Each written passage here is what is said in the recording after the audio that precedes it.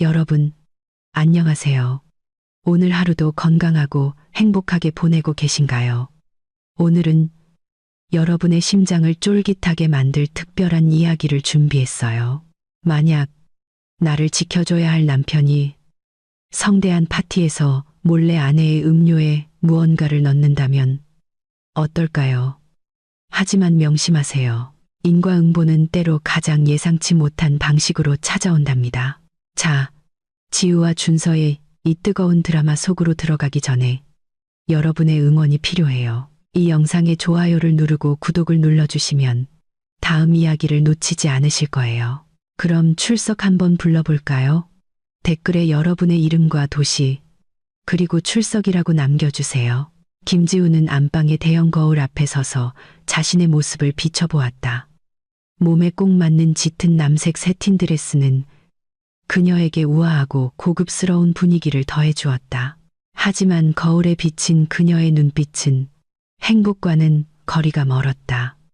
마치 폭풍우를 쏟아낼 준비를 하는 먹구름처럼 불안감이 짙게 드리워져 있었다. 오늘 밤은 중요한 날이었다. 남편 박준서의 아버지, 박 회장의 회사 창립 기념 파티가 5성급 호텔에서 화려하게 열릴 예정이었다. 며느리로서 지우는 남편의 곁을 지키며 참석해야 할 의무가 있었다. 그녀의 손이 침대 위에 놓인 준서의 회색 정장 재킷으로 향했다. 살짝 구겨진 옷깃을 다려주기 위해서였다. 바로 그때 그녀의 손가락이 재킷 안주머니에서 낯선 물건에 닿았다. 단단하고 차가운 감촉이었다. 지우는 미간을 찌푸렸다. 천천히 주머니에 손을 넣어 작은 유리병 하나를 꺼내 들었다. 손가락만 한 크기의 투명한 유리병 안에는 투명한 액체가 들어 있었고 지우가 불빛 쪽으로 들어 올리자 조용히 흔들렸다. 라벨도 상표도 내용물에 대한 어떤 단서도 없었다. 이게 뭐지? 지우가 나지막이 중얼거렸다. 불길한 예감이 심장을 옥죄어 왔다. 지우가 냄새라도 맡아보려 병뚜껑을 열기도 전에 욕실 문이 열렸다. 준서가 허리에 수건 한 장만 두른 채 걸어 나왔다. 그의 젖은 머리카락에서 물방울이 뚝뚝 떨어졌다. 지우가 손에 든 것을 본 순간 그의 걸음이 깬 멈췄다. 방금 샤워를 마쳐 상쾌해 보였던 준서의 얼굴이 순식간에 굳어졌다. 그는 재빨리 당황한 기색을 감추려 했지만 눈에는 순간적인 공포가 스쳐 지나갔다. 지우 씨, 왜 내 재킷 주머니를 함부로 뒤져? 준서가 평소보다 높은 톤으로 물으며 아내의 손에서 작은 병을 낚아챘다. 지우는 남편의 거친 반응에 깜짝 놀랐다. 평소 준서는 지우가 자신의 옷을 정리하는 것에 전혀 개의치 않았었다. 당신 옷깃 좀 다려주려고요. 그러다 이걸 발견했어요. 이게 뭐예요? 왜 라벨도 없죠?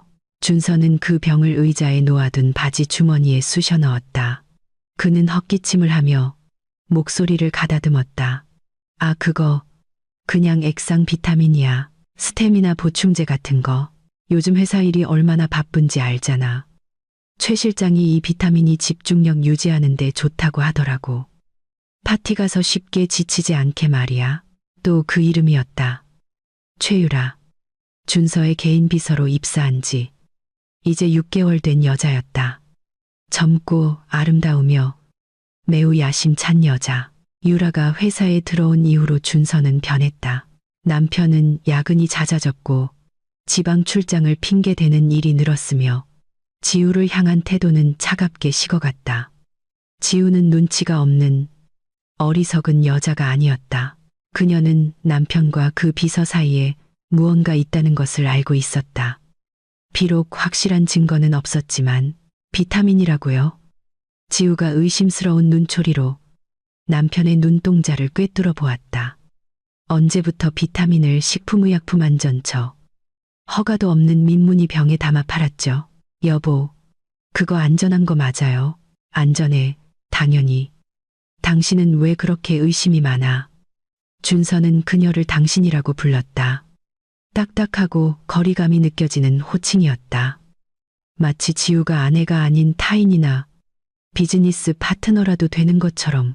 준서는 서두르며 흰색 셔츠를 입기 시작했다.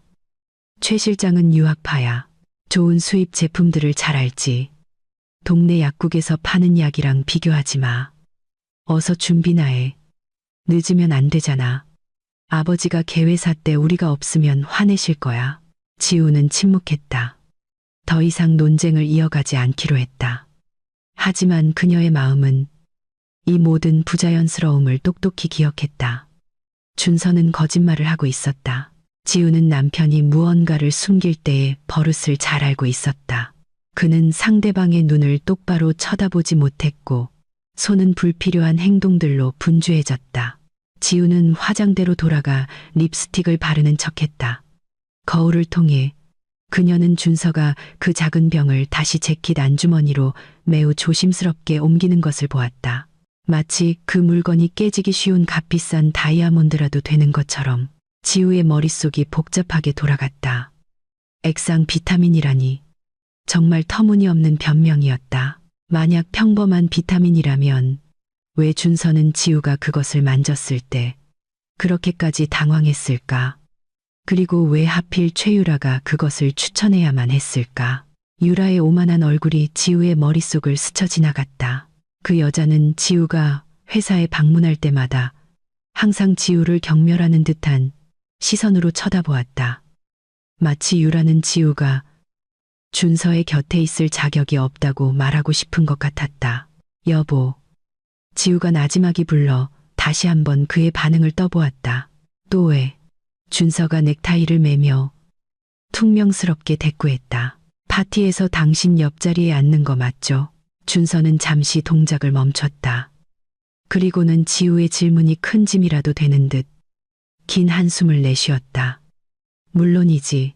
하지만 내가 아버지나 VIP 고객들을 모시느라 바쁠 수도 있어. 최 실장도 회의록 작성이나 진행 조율 때문에 주빈석에 같이 있을 거야. 당신은 그냥 얌전히 앉아 있어. 이상한 소리에서 분위기 망치지 말고 내 체면 좀 세워달라고. 알았어요. 지우가 짧게 대답했다. 그녀의 평온한 얼굴 뒤로 지우의 머리는 빠르게 회전했다. 아내로서의 직감이 위험을 경고하고 있었다. 추악한 계획이 꾸며지고 있었다. 그 작은 병은 비타민이 아니었고 오늘 밤 주빈석에 유라가 함께하는 것은 단순히 업무 때문이 아닐 것이 분명했다. 지우는 핸드백을 들고 휴대전화가 켜져 있는지 확인했다. 그녀는 스스로에게 다짐했다.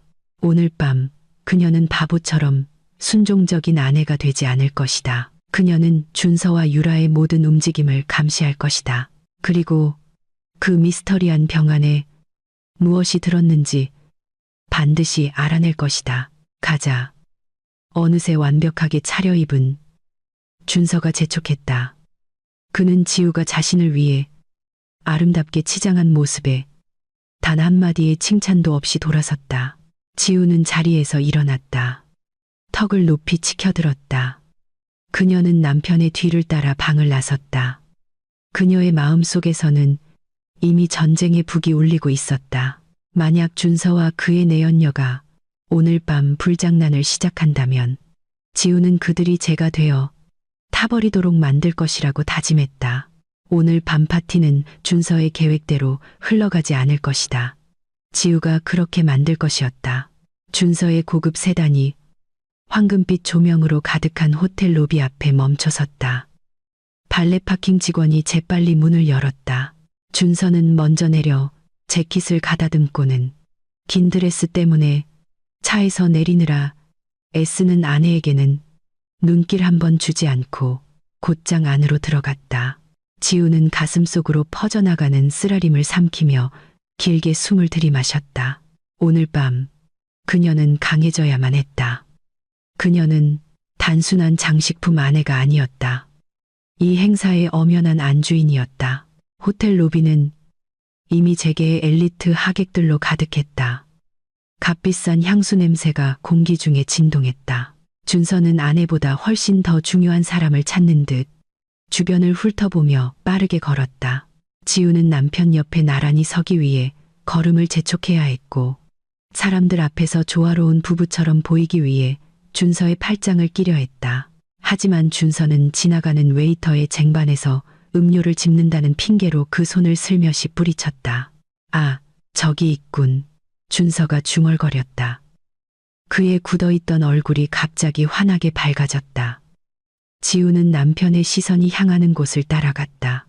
홀의 끝에 모든 이의 주목을 받는 한 여자가 서 있었다. 최유라였다. 그녀는 시선을 사로잡는 선홍색의 이브닝 드레스를 입고 있었다. 과감한 디자인은 그녀의 몸매와 하얀 피부를 여과 없이 드러냈다. 지우의 단정하고 차분한 남색 드레스와는 극명한 대조를 이루었다. 지우가 고요한 밤하늘 같다면 유라는 모든 것을 불태울 준비가 된 불꽃과 같았다. 지우는 가슴 아픈 사실 하나를 깨달았다.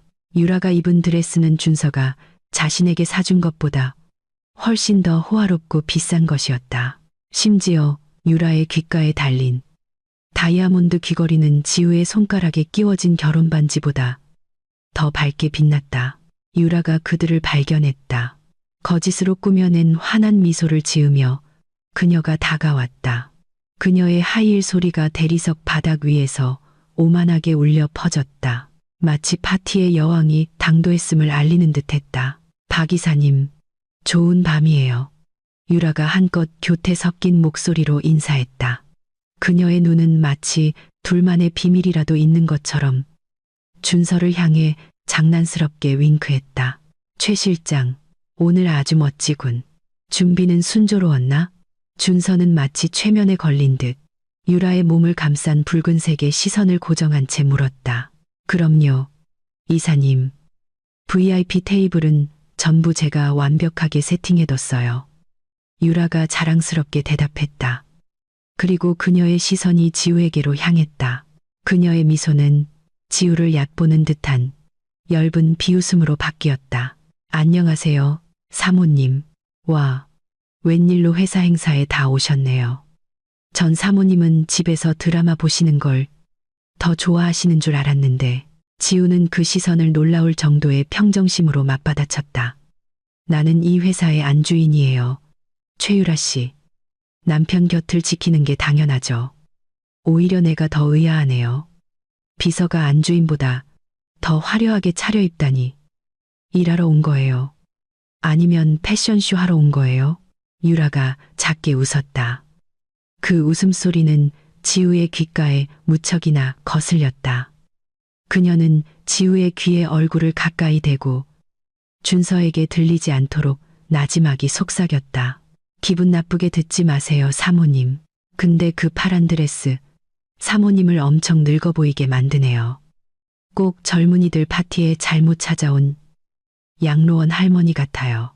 우리 이사님 불쌍해서 어떻게 사모님이랑 같이 다니기 창피하시겠다. 지우의 피가 끓어올랐지만 그녀는 두꺼운 립스틱이 발린 그 얼굴을 때리고 싶은 충동을 억눌렀다. 그녀는 유라가 일부러 자신을 자극해 소란을 피우게 만들려는 속셈임을 알았다. 만약 지우가 지금 화를 낸다면 준서는 분명 모든 잘못을 그녀에게 돌리며 히스테릭하고 질투심 많은 아내라고 몰아세울 것이었다. 평가 고마워요, 최유라 씨. 지우가 차갑게 대답하며 유라의 눈동자를 똑바로 쳐다보았다. 하지만 적어도 이 드레스는 제가 합법적인 남편의 돈으로 그리고 정당한 방법으로 산 거예요. 남의 남편을 유혹해서 사치를 누리는 것과는 다르죠. 유라의 얼굴이 순간 붉게 달아올랐다. 그녀의 입술이 분노를 참느라 굳어졌지만 위험 있는 노신사가 몇몇 직원들을 대동하고 다가오는 것을 보고는 금세 평정을 되찾았다. 그는 박 회장이었다. 준서의 아버지이자 지우의 시아버지. 이 거대 기업의 총수이자 모든 이들이 가장 두려워하고 존경하는 인물이었다. 유라야. 박 회장이 쾌활한 목소리로 불렀다. 중년의 남자는 두 팔을 벌렸고 유라는 망설임 없이 그에게 다가가 친근하게 포옹했다. 사람들 앞에서 상사와 부하 직원 간의 관계라고 보기에는 다소 과한 볼 키스였다. 회장님, 창립 기념일 축하드립니다. 오늘 정말 멋지세요. 유라가 박 회장의 옷깃을 정리해주며 칭찬했다. 그것은 그녀가 해서는 안 될 지나치게 사적인 행동이었다. 준서는 아버지와 내연녀의 친밀한 모습을 그저 미소 지으며 바라볼 뿐이었다. 준서는 아버지가 유라의 업무 능력을 좋아한다고 생각하며 안심하는 듯했다. 그 친밀함 뒤에 어떤 위험이 도사리고 있는지는 전혀 눈치채지 못한 채 고맙다, 유라야. 내 노고가 없었다면 이 행사는 성공하지 못했을 거야. 넌 정말 우리 회사의 모범 직원이야. 가장 소중한 자산이지. 박 회장이 마치 유라가 자신의 금지옥엽이라도 되는 듯 그녀의 어깨를 자랑스럽게 두드렸다. 그러고 나서야 박 회장은 아들과 며느리에게로 고개를 돌렸다. 지우를 보자 그의 미소가 살짝 옅어졌다.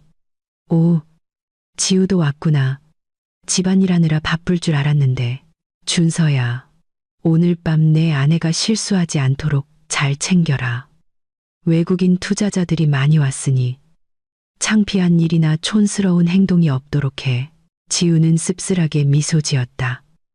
시아버지마저도 자신보다 저 내연녀를 더 높이 평가했다. 박 회장의 눈에 지우는 그저 운 좋게 준서와 결혼한 평범한 여자일 뿐이었고 유라는 믿고 의지할 수 있는 똑똑한 커리어 우먼이었다. 그들은 모두 얼마나 눈이 멀었던가. 걱정 마세요, 아버지. 지우는 얌전히 앉아 있을 겁니다. 준서가 자신을 변호하듯 재빨리 대답했다. 좋아. 유라야, VIP 손님들 테이블로 나를 안내해다오. 너에게 소개해줄 동료들이 몇 있거든. 박 회장은 준서와 지우를 무시한 채 유라에게 말했다. 유라가 열광적으로 고개를 끄덕였다. 떠나기 전 그녀는 지우를 향해 승리감에 가득 찬 시선을 던졌다. 봐. 여기 여왕은 나고 넌 그냥 시녀일 뿐이야. 라고 말하는 듯한 눈빛이었다. 준서는 즉시 아버지의 뒤를 따랐다. 지우는 시끄러운 인파 속에 잠시 홀로 남겨졌다. 바로 그때 옆에서 누군가 생수 한 잔을 건넸다. 머리 좀 식혀야 할 것 같네, 지우야. 익숙한 중저음의 목소리였다. 지우가 고개를 돌렸다. 대학 시절 절친한 친구이자 지금은 성공한 변호사가 된 이도윤이 따뜻한 미소를 지으며 서 있었다. 도윤은 이 자리에 초대된 손님 중 유일하게 지우의 진짜 모습을 아는 사람이었다. 준서와 결혼하며 경력이 단절되기 전까지 그녀는 항상 수석을 놓치지 않던 명석한 여자였다. 도윤아, 너도 초대받았어. 지우가 놀라 물었다. 익숙하고 진심 어린 얼굴을 보자 그녀의 눈이 살짝 반짝였다. 우리 로펌이 이 회사 법률 자문인 거 잊었어. 도윤이 씩 웃었지만 그의 눈은 걱정스러운 빛으로 지우를 바라보고 있었다. 아까 그 빨간 드레스 입은 여자 봤어. 점점 더 대담해지는군. 널 잡아먹을 듯이 쳐다보던데. 지우는 물 잔을 받았다. 그녀는 마치 이 가족 안에서 이방인이 된 것 같다고 느꼈다. 조심해, 지우야. 도윤의 목소리가 진지하게 바뀌었다. 그는 얼굴을 조금 가까이 댔다. 지나치게 자신만만한 사람들은 보통 허술하기 마련이야. 하지만 너처럼 조용한 사람이 한번 움직이면 가장 치명적이지. 몸 조심해. 오늘 반법적인 도움이든 뭐든 필요하면 난 8번 테이블에 있을게. 지우는 고개를 끄덕였다. 이 공간에 자신을 편들어주는 제정신인 사람이 한 명이라도 있다는 사실에 약간의 위안을 느꼈다. 도윤은 지우에게 공간을 주기 위해 다른 손님들 사이로 사라졌다. 준서가 언짢은 얼굴로 다시 지우에게 다가와 그녀의 팔을 거칠게 잡아 끌었다. 이도윤이랑 뭘 그렇게 얘기해. 괜한 소문 만들지 마. 어서 주빈석으로 가자. 행사 곧 시작이야. 아버지가 하신 말씀 기억해. 행동 조심하라고. 지우는 준서의 옆에서 가장 앞쪽의 원형 테이블로 걸어갔다. 그곳에는 이미 유라가 박 회장의 빈 의자 바로 옆 귀빈을 위한 자리에 예쁘게 앉아 있었다. 준서는 유라 옆자리를 자신을 위해 끌어당기고 지우에게는 가장 끝자리를 남겨두었다. 그 자리 배치는 소외된 지우의 지위를 더욱 명확하게 보여주었다. 지우가 자리에 앉으려 할 때 그녀는 유라의 시선이 준서의 재킷 주머니를 향하는 것을 보았다. 암호와 의미로 가득 찬 시선이었다. 준서는 미스터리한 작은 병이 있는 재킷 주머니를 가볍게 두드렸다. 유라에게 안전하다는 신호를 보내는 것이었다. 유라는 마치 승리를 보장받은 듯 만족스럽게 미소 지었다. 지우의 심장이 세차게 뛰었다. 집에서의 불길한 예감이 결국 현실이 되었다. 그 병과 관련된 사악한 계획이 있었고 유라가 그 배우였다.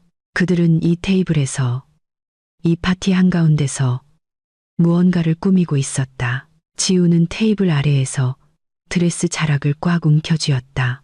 마음껏 나를 얕봐. 오늘 밤 울게 될 사람은 내가 아닐 테니. 지우의 눈이 밝게 빛나기 시작하는 무대를 날카롭게 응시했다. 사회자의 우렁찬 목소리가 행사의 시작을 알렸고 연회장 전체에 우레와 같은 박수 소리가 울려 퍼졌다. 천장의 크리스탈 샹들리에가 눈부신 빛을 뿜어냈다. 하지만 지우에게 VIP 원형 테이블의 분위기는 무덤보다 더 어둡고 섬뜩하게 느껴졌다. 그녀는 의자에 조용히 앉아 유라가 얼마나 자연스럽게 박 회장의 잔에 와인을 따르고 시아버지의 농담에 청아하게 웃으며 반응하는지를 지켜보았다. 마치 그녀가 이 집안의 이상적인 며느리라도 되는 것처럼. 반면 준서는 안절부절 못하는 모습이 역력했다. 지우는 실내 냉방이 최대로 가동되고 있음에도 남편의 관자놀이에 송골송골 맺히는 식은땀을 볼 수 있었다. 준서는 계속해서 손가락으로 테이블을 두드렸다.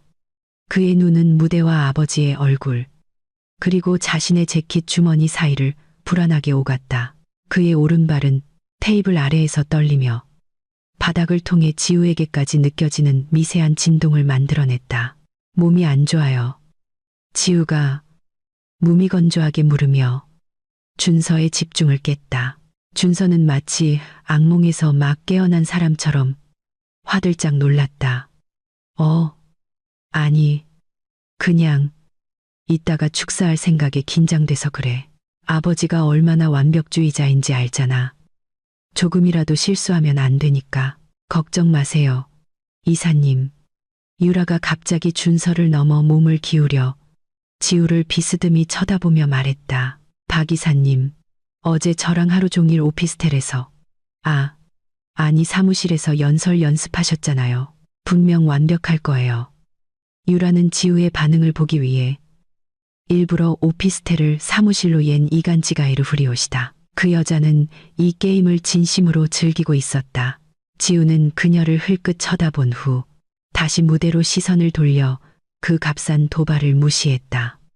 지우의 무관심은 오히려 유라를 더욱 화나게 만들었고 그녀는 거칠게 코웃음을 쳤다. 단정한 유니폼을 입은 웨이터가 다양한 음료가 담긴 쟁반을 들고 그들의 테이블로 다가왔다. 주문하시겠습니까, 손님? 웨이터가 상냥하게 인사했다. 유라가 재빨리 잔 가장자리에 오렌지 조각이 장식된 밝은 주황색 칵테일 한 잔을 집었다. 저는 이걸로 할게요. 제가 제일 좋아하는 보드카 오렌지. 상큼하고 기운나게 하죠. 준서는 쟁반을 쳐다보다가 유라의 알코올 음료와 색이 거의 똑같은 순수 오렌지 주스 한 잔을 가리켰다. 잔 모양도 같았고 위에 올려진 작은 장식만 달랐다. 유라의 것에는 체리가 있었고 지우의 것은 아무것도 없었다. 저 오렌지 주스는 제 아내에게 주세요. 준서가 웨이터에게 명령했다. 웨이터는 지우 앞에 주스잔을 놓고 물러났다. 이제 테이블 위에는 비슷한 주황색 액체가 담긴 두 개의 잔이 놓였다. 하나는 알코올이 든 것, 다른 하나는 순수한 주스였다. 준서가 값비싼 시계를 흘끗 보았다. 지우 씨, 나 무대에 오르기 전에 화장실 좀 다녀와야겠어. 배가 좀 아프네. 다녀오세요. 지우가 짧게 대답했다. 준서는 자리에서 일어났지만 바로 걸어 나가는 대신 지우의 의자 뒤쪽으로 살짝 돌아 재킷을 정리하는 척했다. 그의 움직임은 어색했다. 처음부터 경계하고 있던 지우는 뒤를 돌아보지 않았지만 핸드백에서 작은 파우더 콤팩트를 꺼내 테이블 아래에서 열었다. 그 작은 거울을 통해 지우는 준서의 손이 빠르게 움직이는 것을 볼 수 있었다. 남편의 손이 재킷 주머니를 뒤져 오늘 아침 지우가 발견했던 라벨 없는 작은 병을 꺼냈다. 번개 같은 움직임으로 준서는 병뚜껑을 열고 그 내용물 전부를 지우의 오렌지 주스 잔에 쏟아부었다. 투명한 액체가 노란 주스와 섞이며 약간의 거품을 일으켰다가 금세 사라졌다. 준서는 잘 섞이도록 손가락으로 잔을 살짝 흔들었다. 그리고는 아무 일도 없었다는 듯 억지로 평온한 표정을 지으며 다시 자리에 앉았다. 화장실 안 가요? 지우가 조용히 거울을 다시 넣으며 물었다. 자신의 남편이 방금 눈앞에서 자신을 독살하려 했다는 사실을 깨달은 그녀의 심장은 거칠게 요동쳤다. 이따가 가야겠어. 이제 곧 중요한 순서잖아. 준서가 둘러댔다. 그는 약이 든 주스잔을 지우 쪽으로 더 가까이 밀었다. 그의 입가에 달콤한 미소가 걸렸다. 지우의 속을 메스껍게 만드는 거짓 미소였다. 먼저 좀 마셔, 당신. 안색이 창백해 보여. 오렌지 주스가 혈당을 올려주니까 나중에 나랑 같이 손님들하고 인사할 때 기운 없지 않게 해줄 거야. 준서는 일부러 다정한 척하며 권했다. 지우는 그 잔을 쳐다보았다. 겉보기에는 아무 변화도 없었다. 색은 여전히 신선한 주황색이었다. 하지만 지우는 그 안에 준서가 비타민이라고 불렀지만 불법 약물처럼 숨겼던 정체불명의 화학물질이 들어있음을 알았다. 지우는 주스 표면에 희미하게 떠있는 얇은 기름막을 보았다. 자세히 보지 않으면 거의 보이지 않을 정도였다. 고마워요. 정말 자상하시네요. 지우가 감정을 읽기 힘든 평탄한 목소리로 대답했다. 그녀는 천천히 잔을 들어 올렸다. 준서의 눈이 살짝 커졌다. 사악한 기대감이 명백하게 드러났다. 그는 그 액체가 아내의 입술에 닿기를 숨죽여 기다렸다. 그의 옆에서 유라는 박 회장과 건배하느라 바빠. 그 작은 드라마를 눈치채지 못했다. 자, 어서 마셔. 시원할 때 마셔야지. 준서가 참지 못하고 다시 재촉했다. 지우는 잔을 입 가까이 가져갔다. 오렌지 향에 이제는 빻은 병원 약처럼 약간 톡 쏘는 희미한 화학약품 냄새가 섞여 있었다. 지우는 이것을 마시면 오늘 밤 자신의 인생이 끝장날 것임을 알았다. 기절하거나 배탈이 나거나 혹은 그들의 계획대로 망신을 당하게 될 것이었다. 잠깐만요. 지우가 잔을 다시 테이블에 내려놓았다. 준서의 얼굴이 순식간에 실망감으로 바뀌었다. 왜 안 마셔? 에어컨 바람이 너무 차네요. 차에서 숄 좀 가져와야겠어요. 지우는 시간을 벌기 위해 핑계를 댔다. 그녀는 적절한 순간이 필요했다. 모든 사람의 시선이 다른 곳으로 쏠리는 순간. 아, 정말 번거롭게 구네. 일단 마셔. 얼음 녹으면 맛없어져. 준서가 났지만 날카롭게 쏘아붙였다. 그의 다정한 남편 가면은 이미 사라져 있었다. 그의 조급함이 통제, 불능 상태에 이르기 시작했다. 좀 참아. 준서 씨. 당신 와이프는 원래 그렇잖아. 느리고 요구하는 것도 많고. 유라가 우아하게 칵테일을 한 모금 마시며 끼어들었다. 날 봐. 난 복잡하게 굴지 않아. 마시라면 그냥 마시는 거지. 지우는 유라의 말을 듣고 옅은 미소를 지었다. 맞아, 유라 씨. 마시라면 그냥 마시는 거지. 조금만 있으면 당신 스스로 그 말을 증명하게 될 거야. 지우는 속으로 생각했다. 갑자기 연회장의 조명이 서서히 어두워졌다. 부드럽게 흐르던 오케스트라의 음악이 웅장하고 드라마틱한 인트로로 바뀌었다. 사회자의 목소리가 무겁게 울려 퍼졌다. 내빈 여러분, 잠시 중앙 스크린에 주목해 주시기 바랍니다. 박 회장님께서 일구신 우리 기업의 역사적인 여정을 함께 감상하시겠습니다. 무대에 거대한 스크린이 밝게 켜지며 웅장한 내레이션과 함께 회사 홍보 영상이 상영되기 시작했다. 모든 하객들의 시선이 스크린으로 빨려 들어갔다. 연 회장은 스크린에서 나오는 빛으로만 희미하게 밝혀진 채 어두워졌다. 바로 이 순간이었다. 준서는 무대를 향해 고개를 돌렸다. 박 회장도 마찬가지였다. 준서 옆에 앉은 유라는 어둠을 틈타 화장을 고치기 위해 파우더 콤팩트를 꺼내느라 분주했다. 조명이 다시 켜졌을 때 완벽한 모습을 유지하기 위해서였다.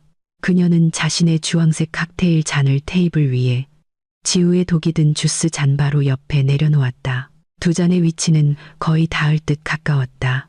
그 어둠 속에서 지우의 눈이 날카롭게 빛났다. 그녀의 마음 속에는 한치의 망설임도 없었다. 그녀의 오른손이 소리 없이 번개처럼 움직여 두 잔의 위치를 바꿨다. 왼쪽으로, 오른쪽으로. 순식간에 유라의 칵테일 잔이 지우 앞에 놓였고 준서가 제조한 미스터리한 액체가 든 주스잔은 이제 유라 앞에 예쁘게 놓여 있었다. 지우는 손을 다시 무릎 위로 가져와 규칙적인 호흡을 하며 똑바로 앉았다. 심장은 두려움 때문이 아니라 아드레날린 때문에 세차게 뛰고 있었다. 완벽한 교환이었다. 아무도 보지 못했다. 어둠과 그들 자신의 오만함이 지우의 최고의 조력자가 되어 주었다. 지우는 이 가족의 거짓된 성공을 보여주는 스크린을 똑바로 응시했다. 그녀는 조명이 다시 켜지기를, 희생자와 가해자가 자신들도 모르는 사이에 자리를 바꾸게 될 새로운 막이 오르기를 기다렸다. 회사 홍보 영상이 커다란 황금색 로고와 함께 끝이 나고 수백 명의 하객들로부터 우레와 같은 박수 소리가 터져 나왔다. 연회장 조명이 서서히 다시 밝아지며 잠시 어둠에 익숙해졌던 모든 사람들의 눈을 찡그리게 했을 때 지우는 공기 중에 감도는 엄청난 긴장감을 느꼈다. 하지만 그녀의 얼굴은 마치 생명 없는 도자기 인형처럼 평온했다. 그녀 옆에서 유라는 막 화장을 고친 참이었다. 그녀는 클릭 소리를 내며 값비싼 파우더 콤팩트를 닦고 목을 만지며 나지막이 불평했다. 아까 짭짤한 과자를 먹었더니 목이 너무 마르네. 유라가 교태를 부리며 말했다. 그녀의 눈이 테이블 위에 잔으로 향했다. 아무런 의심 없이 유라의 손이 자기 앞에 놓인 잔으로 뻗어갔다. 그것은 이제 준서가 제조한 비타민 액체가 담긴 오렌지 주스 잔이었다. 유라가 이전에 마시던 보드카, 오렌지와 지우의 오렌지 주스는 호텔의 노란 조명 아래에서 색이 거의 똑같아 보였다. 게다가 얼음이 조금 녹아 색이 옅어졌기 때문에 유라는 전혀 차이를 눈치채지 못했다. 한편 준서는 유라에게 신경 쓰지 않았다. 그의 모든 집중은 오로지 지우에게 쏠려 있었다. 그는 지우 앞에 놓인, 실제로는 유라의 알코올 칵테일인 잔을 보았다. 한 방울도 줄지 않은 채 그대로였다. 당신, 아직도 안 마셨어. 준서가 조바심과 약간의 공황 상태가 섞인 목소리로 속삭였다. 그는 다정한 척 지우의 귀에 얼굴을 가까이 댔지만 그의 목소리에는 위협이 가득했다. 나 망신 주려는 거야? 내가 당신을 위해 특별히 주문한 건데. 이렇게 무시하면 어떡해. 남편의 성의를 조금이라도 생각해줘. 지우는 천천히 고개를 돌려 더러운 야망으로 가득 찬 남편의 눈을 마주 보았다. 딱 맞는 순간을 기다리고 있었어요. 시아버님도 아직 안 드셨는데 혼자 마시긴 좀 그렇잖아요. 핑계는 준서가 거칠게 코웃음을 쳤다. 그는 다시 시계를 흘끗 보았다. 시간이 점점 촉박해지고 있었다. 그 약은 반응이 나타나기까지 약 10분에서 15분이 걸렸다. 만약 지우가 지금 마시지 않는다면 그녀가 무대에 올라갈 때쯤에는 아무런 반응도 일어나지 않을 것이었다. 준서가 상을 받을 때 지우를 옆에 세워두고 그녀가 미친 사람처럼 횡설수설하게 만들어 망신을 주려던 계획이 완전히 실패할 수도 있었다. 지금 마셔, 지우 씨. 그렇지 않으면 오늘 밤 집에 못 돌아갈 줄 알아. 준서가 날카롭게 속삭이며 위협했다. 지우는 옅은 미소를 지었다. 그 미소는 준서가 이유도 모른 채 등골이 서늘해지게 만들었다. 알았어요. 그게 당신이 원하는 거라면. 바로 그때 박 회장이 자리에서 일어났다. 그는 와인잔을 높이 들어 올리며 모든 하객들에게 회사의 창립 기념일을 축하하는 건배를 제의했다. 내빈 여러분, 박 회장의 목소리가 마이크 없이도 위엄있게 울려 퍼졌다. 우리 회사의 성공과 영광, 그리고 더욱 빛나는 미래를 위해 잔을 들어주시기 바랍니다. 건배, 건배. 하객들이 일제히 외쳤다. 이것은 피할 수 없는 순간이었다. VIP 원형 테이블에서도 준서, 유라, 그리고 지우는 잔을 들어 올렸다. 준서의 심장이 전쟁의 북소리처럼 세차게 뛰었다. 그의 눈은 지우의 손에 들린 잔에 고정되었다. 그는 그 액체가 아내의 몸속으로 빨리 들어가기를 숨죽여 기도했다. 조금만 더, 지우 씨, 조금만 더 있으면 당신은 과거가 되고 난 유라와 자유로워질 수 있어. 준서는 속으로 비열하게 생각했다. 이미 목이 몹시 말랐던 유라는 더 이상 우아한 건배, 에티켓 따위에는 신경 쓰지 않았다. 박 회장의 말이 끝나자마자 그녀는 잔을 입에 갖다 댔다. 그녀는 톡 쏘고 상쾌한 보드카의 맛을 기대했다. 그녀 옆에서 지우도 잔을 들어 올렸다. 그녀는 손에 든 잔에 알코올이 들어있다는 것을 알았다. 지우는 술을 마시지 않았지만 준서를 속이기 위해 조금이라도 마셔야 한다는 것을 알고 있었다. 입술을 적실 정도의 작은 한 모금이면 충분했다. 나머지는 나중에 기회가 될 때 버릴 생각이었다. 수백 명의 사람들이 음료를 마시는 동안 잠시 정적이 흘렀다. 유라는 탐욕스럽게 음료를 들이켰다. 한 모금 크게, 그리고 또 한 모금. 차가운 액체가 그녀의 마른 목구멍을 타고 세차게 흘러내렸다. 약간 씁쓸하고 화학약품 냄새가 나는 이상한 맛이 느껴졌다. 평소 마시던 신선한 오렌지나 보드카 맛과는 달랐다. 하지만 참을 수 없는 갈증과 달콤한 오렌지 시럽 맛에 가려 유라는 그 이상한 맛을 무시했다. 그녀는 아마 얼음이 너무 많이 녹았거나 바텐더가 값싼 보드카를 섞었을 것이라고 생각했다. 꿀꺽꿀꺽, 꿀꺽. 유라는 단숨에 잔의 거의 절반을 비웠다. 그녀는 안도의 한숨을 쉬며 잔을 다시 테이블에 내려놓았다. 아, 맛이 이상하네. 좀 쓴데. 유라가 티슈로 입가를 닦으며 중얼거렸다. 준서는 유라의 불평을 듣지 못했다. 그는 지우를 관찰하느라 너무 바빴다. 지우는 잔에서 조금 마셨다. 날카로운 알코올 맛이 즉시 혀를 찔렀다.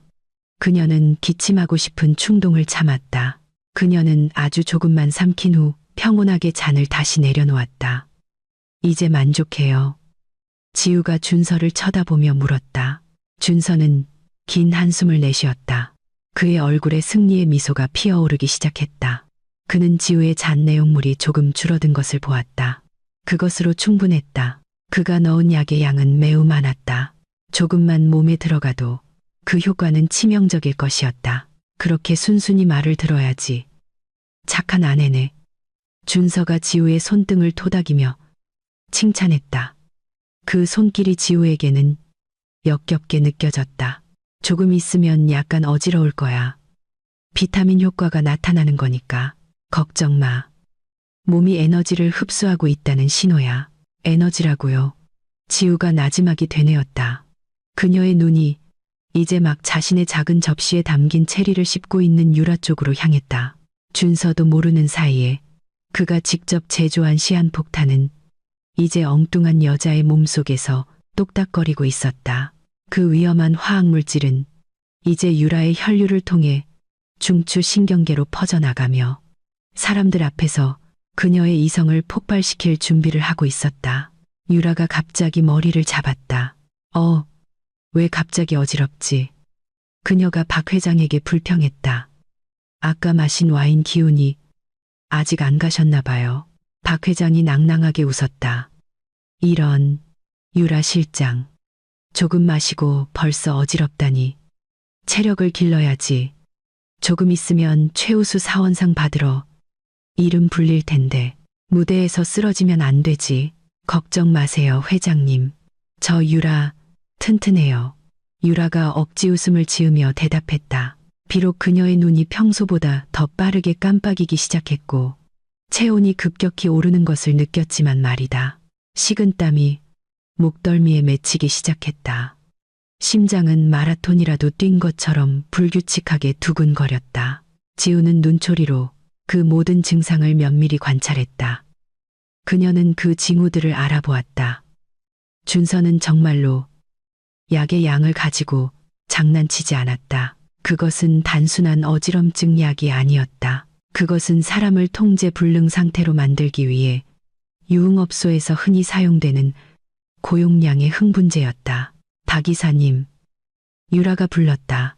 그녀의 목소리가 약간 잠기고 무겁게 들리기 시작했다. 에어컨 꺼졌어요?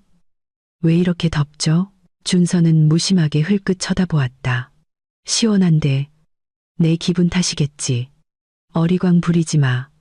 곧 우리 차례니까. 준서는 여전히 곧 그 열기를 느끼게 될 사람이 지우일 것이라고 생각했다. 그는 계속해서 지우를 곁눈질하며 아내가 불평하거나 이상한 행동을 하기를 기다렸다. 하지만 이상하게도 지우는 오히려 매우 평온해 보였고 심지어 여유롭게 전체 요리를 먹기 시작했다.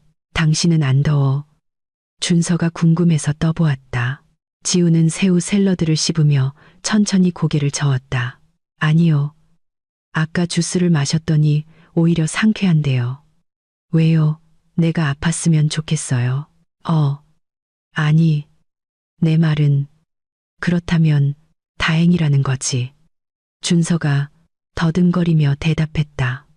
그는 혼란스러워지기 시작했다. 왜 지우는 아무렇지도 않은 걸까? 반면 그의 옆에 있는 유라는 이미 부자연스럽고 불안한 동작으로 목에 손부채질을 하고 있었다.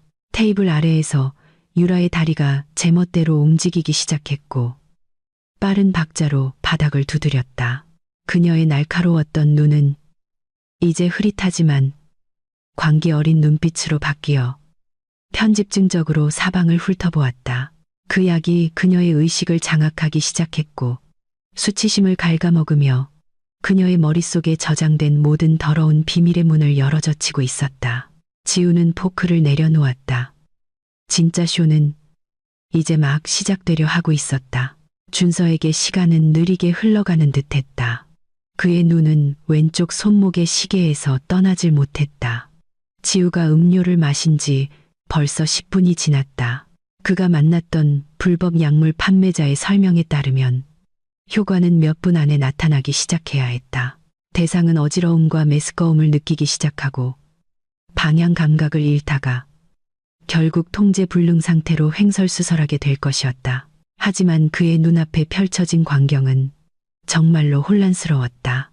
지우는 등을 꼿꼿이 세우고 앉아 있었고 얼굴은 평온했으며 손님이 인사를 건넬 때마다 입가에는 여전히 정중한 미소가 걸려 있었다. 식은땀, 흐릿한 눈, 떨리는 손 같은 징후는 전혀 보이지 않았다. 그의 아내는 오히려 파티 분위기를 아주 즐기고 있는 듯했다. 때로는 안정적인 나이프와 포크질로 접시 위에 스테이크를 썰기도 했다. 여보, 왜 계속 저만 쳐다봐요? 음식이 입에 안 맞아요. 지우가 갑자기 묻자 준서는 깜짝 놀라 손에 든 포크가 접시에 부딪히며 요란한 소리를 냈다. 맛있어. 맛있네. 준서가 당황하며 대답했다. 그는 불안감을 감추기 위해 서둘러 고기 한 점을 입에 넣었다. 그냥 당신이 걱정돼서 그래. 정말 어지럽지 않은 거야. 왜 자꾸 어지럽냐고 물어요. 아까부터 계속 그 질문만 하시네요. 전 아주 건강해요. 지우가 아무렇지 않게 대답하고는 생수를 한 모금 마셨다. 지우는 아까 맛본 칵테일에 남은 알코올 기운을 중화시키기 위해 일부러 물을 많이 마셨다. 준서는 머리카락이 가렵지도 않은데 긁적였다. 그의 마음속에 의심이 피어오르기 시작했다. 약의 양이 부족했나? 아니면 가짜 약이었나? 준서는 속으로 짜증을 냈다. 그는 그 액체를 사기 위해 비싼 돈을 지불했다. 그의 계획은 준서가 무대로 불려나갈 때 지우가 스스로 망신을 당하게 만드는 것이었다. 그렇게 되면 준서는 아내가 정신적으로 불안정하고 회사의 명예를 훼손했다는 명분으로 이혼 소송을 제기할 확실한 이유를 갖게 될 것이었다. 준서가 자신의 혼란에 빠져 있는 동안 그는 진짜 시한폭탄이 바로 옆에서 터지고 있다는 사실을 전혀 인지하지 못했다. 유라가 이상한 행동을 하기 시작했다. 처음에는 가만히 있지 못하는 다리의 움직임뿐이었다. 그러다 그녀의 손가락이 점점 더 빠르고 불규칙한 박자로 테이블을 두드리기 시작했다. 회색 컬러 렌즈를 낀 그녀의 눈은 이제 동그랗게 커져 있었다. 동공이 거의 홍채 전체를 덮을 정도로 확장되었다. 유라의 눈에 비친 세상이 변하기 시작했다. 머리 위 크리스탈 샹들리에의 불빛이 빙글빙글 돌며 어지럽지만 아름다운 색의 패턴을 만들어냈다. 오케스트라의 음악 소리가 귓가에서 윙윙거렸다. 마치 볼륨이 최대로 올려진 것 같았다. 사람들의 대화 소리는 머릿속에서 윙윙거리는 벌떼의 속삭임처럼 들렸다. 히. 유라가 갑자기 작게 웃었다. 그녀의 목소리는 박 회장과 외국인 투자자의 진지한 대화 속에서 기이하게 울려 퍼졌다. 박 회장이 미간을 찌푸리며 돌아보았다. 유라 실장, 왜 웃나? 우리 이야기에 뭐 재미있는 거라도 있었나? 유라는 손으로 입을 가렸지만 웃음을 참느라 어깨가 들썩였다. 그녀의 눈에는 박 회장의 얼굴이 우스꽝스럽게 보였다. 그의 코가 고무광대처럼 길어졌다. 줄어들었다 하는 것 같았다. 아니요, 회장님. 회장님은 진지하실 때 너무 웃기세요. 꼭 배부른 개구리 같아요. 박 회장은 입을 떡 벌렸다. 그의 얼굴이 수치심과 분노로 붉어졌다. 맞은편의 투자자는 당황스럽고 불편한 표정이었다. 그 말을 들은 준서는 즉시 유라의 팔을 세게 쳤다. 유라, 말 조심해. 너 취했어? 준서가 화를 내며 속삭였다. 그는 유라가 주문한 보드카, 오렌지의 알코올을 감당하지 못한다고 생각했다. 유라가 마신 것이 독이 든 주스라는 사실은 꿈에도 몰랐다. 물이나 마셔. 투자자 앞에서 망신시키지 말고. 유라는 준서의 손을 거칠게 뿌리쳤다. 그녀의 힘이 갑자기 엄청나게 강해졌다.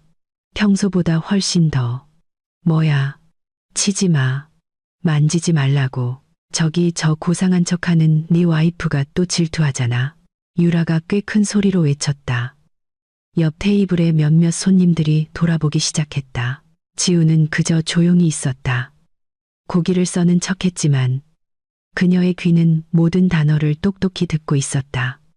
좋아, 약효가 예상보다 빨리 나타나는군. 지우는 속으로 생각했다.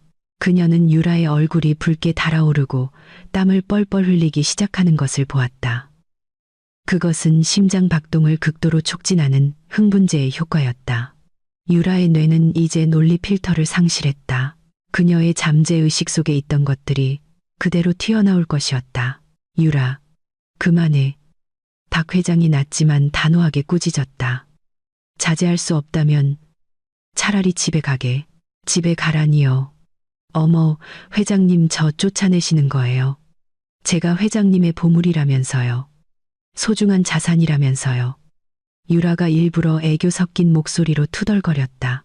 그러다 갑자기 그녀는 지우의 물잔을 낚아채 허락도 없이 단숨에 마셔버렸다. 너무 목말라.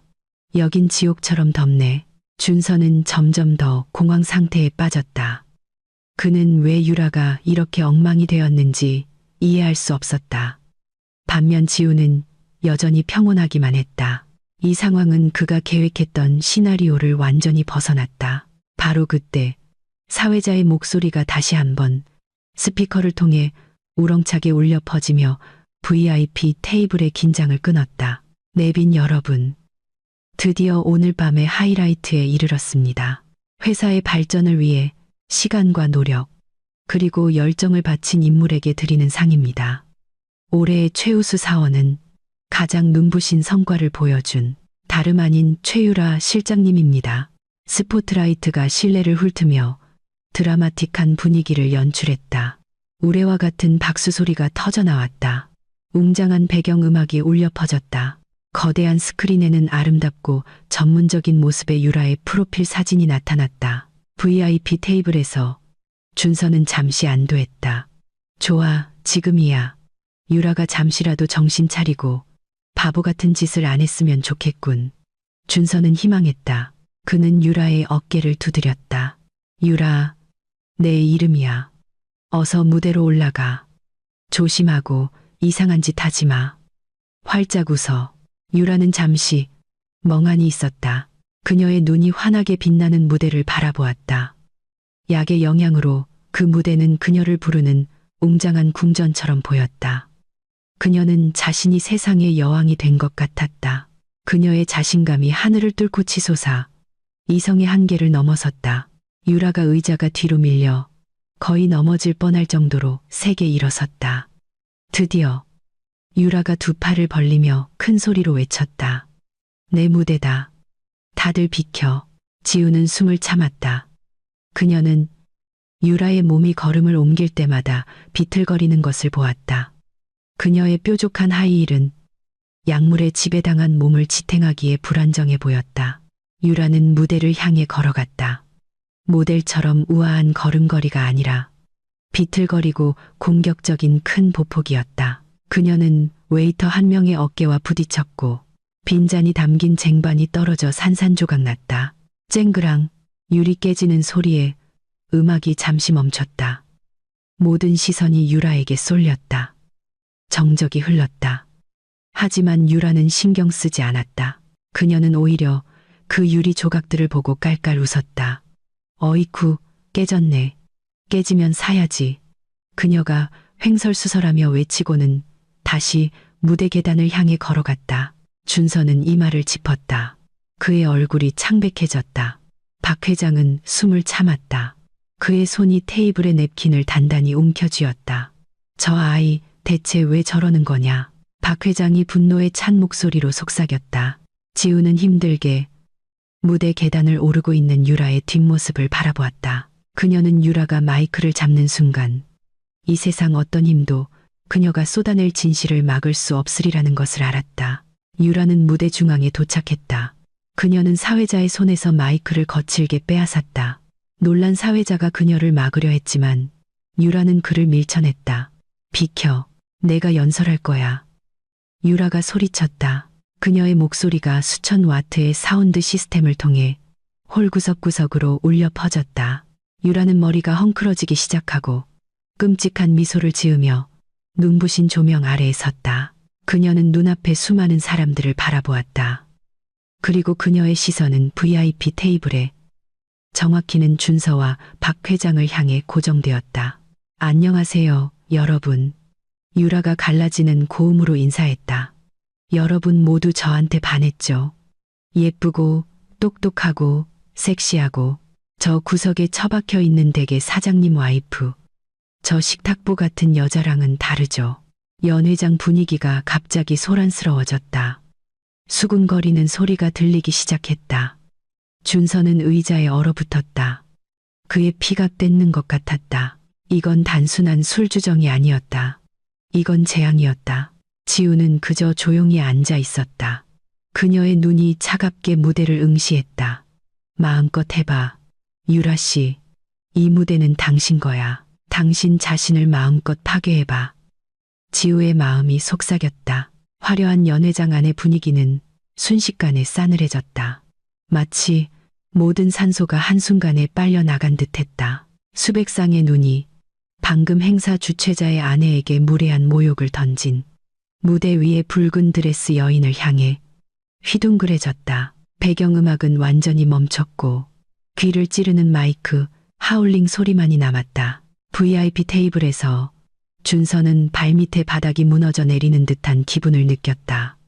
그의 얼굴은 핏기 없이 창백했고 피가 차갑게 식었다. 그는 공포에 질려 옆에 앉은 지우를 쳐다보았다. 하지만 지우는 완벽한 자세로 앉아 있었다. 그녀의 얼굴에는 어떤 감정도 드러나지 않았다.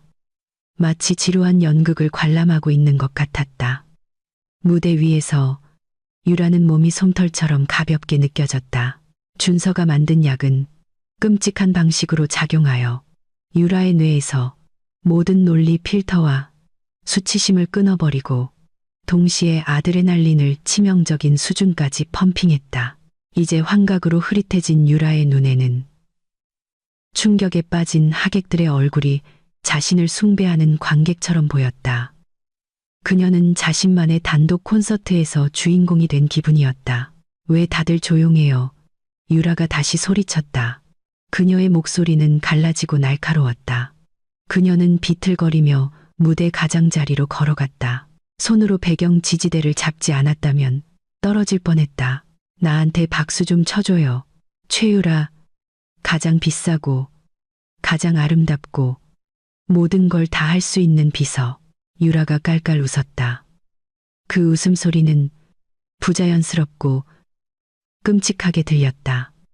그녀는 방금 사회자에게서 받은 최우수 사원상 트로피를 들어 올렸다.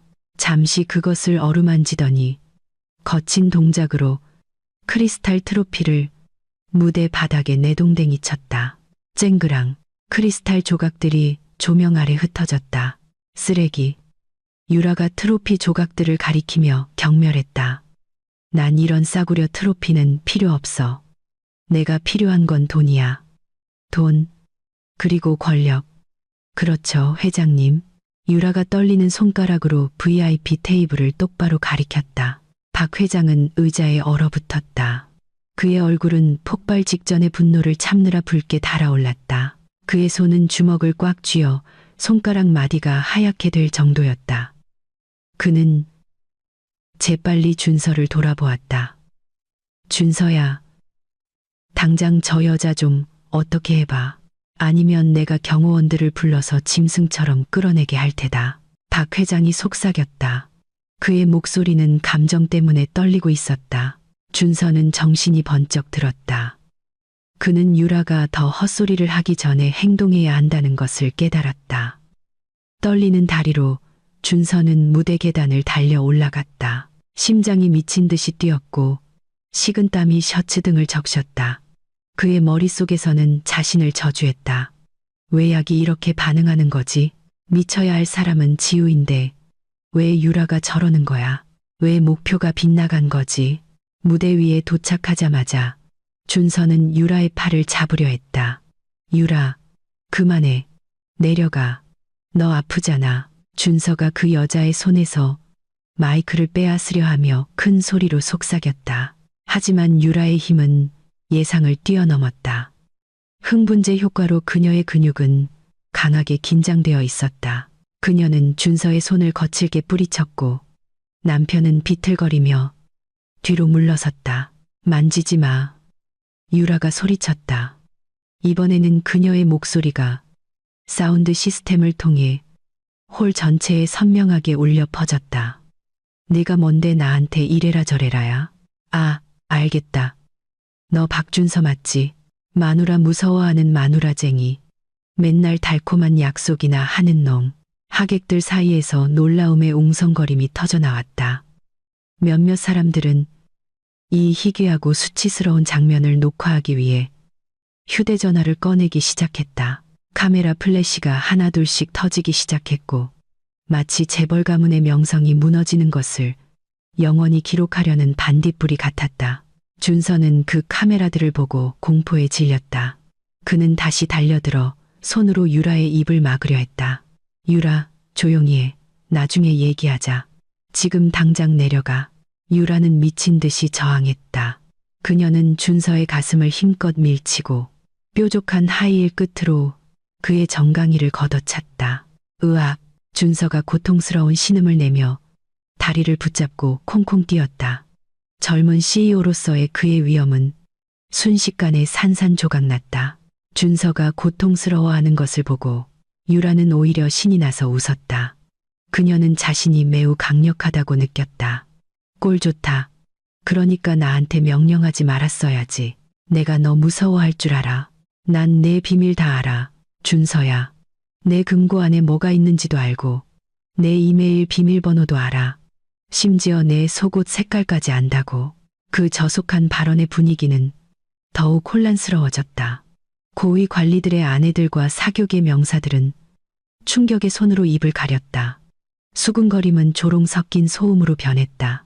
지우는 여전히 의자에 조용히 앉아 있었지만 이제는 따뜻한 차를 아주 천천히 마시고 있었다. 찻잔 너머로 그녀의 입술에 아주 옅고 거의 보이지 않는 미소가 번졌다. 그녀는 맞은편 테이블의 도윤이 자신에게 작게 고개를 끄덕이는 것을 보았다. 그녀의 친구 역시 이 정직한 쇼를 즐기고 있다는 신호였다. 이제 다리의 고통과 얼굴의 수치심을 견디고 있는 준서는 다시 일어서려 했다. 그는 홀구석의 경호원들에게 공황 상태의 신호를 보냈다. 저 여자 좀 끌어내려줘요. 식중독에 걸렸어요. 빨리. 준서가 유라가 단지 아플 뿐이라는 이야기를 만들어내려 필사적으로 외쳤다.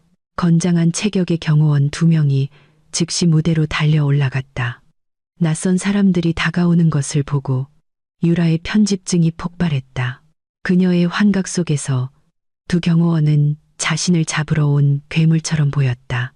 오지 마. 가까이 오지 마.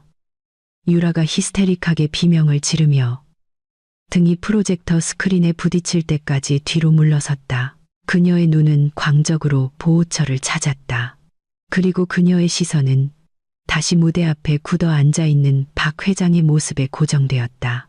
유라의 얼굴이 극적으로 변했다. 사납고 공격적이던 모습이 갑자기 어린아이처럼 어리광을 부리고 칭얼대는 모습으로 바뀌었다. 그녀는 박 회장을 상사가 아닌 자신이 가진 유일한 보호자로 보았다. 자기야, 나 좀 도와줘. 유라가 박 회장을 향해 손을 뻗으며 흐느꼈다. 저 사람들이 나한테 못되게 굴어. 준서도 나빠. 그 사람이 자기 와이프 죽이려는 것처럼 나도 죽이려 해. 마지막 문장은 맑은 날에 내리친 벼락과도 같았다. 다시 한번, 이번에는 더욱 섬뜩한 정적이 흘렀다. 준서는 얼어붙었고 눈은 공포로 휘둥그레졌다. 유라는 방금 준서의 사악한 의도를 무의식적으로 폭로해버렸다. 유라는 계속해서 횡설수설했다. 눈물이 흘러내리며 그녀의 두꺼운 마스카라를 번지게 했고 그녀의 얼굴은 공포스러운 광대처럼 보였다. 그녀는 증오에 가득 차 준서를 가리켰다. 저놈은 악마야. 아까 나한테 약을 줬어. 아, 나한테 준 게 아니라 저 지우라는 여자한테 주려고. 그게 비타민이라고 했어. 사실은 지우를 미치게 만들 독약이었는데. 근데 왜 내가 이렇게 기분이 좋은 거지? 세상이 회전목마처럼 빙글빙글 도네. 너무 재밌어. 그 순진한 고백은 수십 대의 휴대전화 카메라에 선명하게 녹화되었다. 하객들은 충격에 숨을 멈췄다. 독약이라는 단어가 홀 안에 울려 퍼졌다. 박 회장이 천천히 일어섰다. 분노로 붉었던 그의 얼굴은 이제 충격으로 창백해졌다. 그는 믿을 수 없다는 시선으로 자신의 아들을 쳐다보았다. 한편 준서는 공황 상태에 빠져 고개를 저으며 아버지를 그리고 지우를 쳐다보았다. 거짓말이야. 저 여자 취했어요. 미쳤다고요. 아버지, 듣지 마세요. 준서가 외쳤다. 그의 목소리는 두려움에 갈라져 있었다. 하지만 유라는 아직 끝나지 않았다. 그녀는 박 회장으로부터 원하는 변호를 받지 못했다고 느꼈다. 약 기운은 그녀를 더욱 무모하게 만들었다. 그녀는 자신이 준서보다 더 변호받을 자격이 있음을 증명해야 한다고 느꼈다. 박준서는 거짓말쟁이야. 유라가 외쳤다. 그리고 그녀는 가장 예상치 못한 행동을 했다. 그녀는 무대에서 달려내려와 방심한 경호원들을 뚫고 얼어붙어 서 있는 박 회장의 다리에 곧장 매달렸다. 유라는 바닥에 무릎을 꿇고 지우의 시아버지 다리를 꼭 껴안고 통곡했다.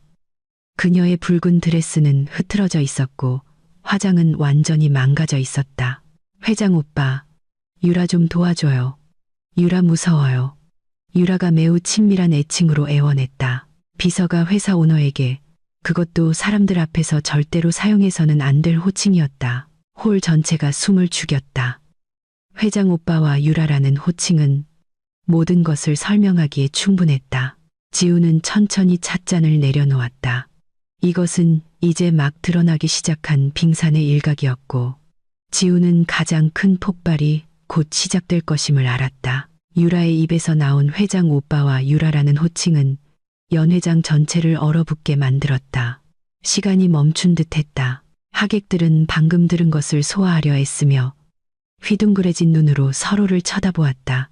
젊은 비서가 거대 기업의 총수 다리에 매달려 그의 아들이 옆에 서 있는 가운데 역겨울 정도로 다정한 애칭으로 그를 부르고 있었다.